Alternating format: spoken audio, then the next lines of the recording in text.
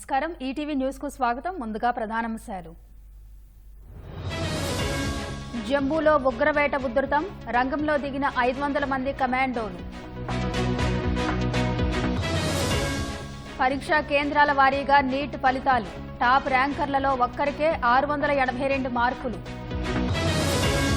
UPSC chairman Manoj Soni రాజీనామా వ్యక్తిగత కారణాలతోనే అని ప్రకటన ఐటీ ఉద్యోగుల పని గంటలు పెంచే యోచన కర్ణాటక సర్కార్ ప్రతిపాదనపై తీవ్ర వ్యతిరేకత కోవిడ్ మరణాలను తగ్గించారన్న అధ్యయనం విశ్లేషణ అసంబద్ధంగా ఉందన్న కేంద్రం విద్యార్థుల ఆందోళనలతో బంగ్లాలో కర్ఫ్యూ స్వస్థలాలకు 1000 మంది భారతీయ విద్యార్థులు స్వదేశానికి ఛత్రపతి శివాజీ వీరఖడ్గం మ్యూజియంలో ప్రదర్శనకు పెట్టిన ప్రభుత్వం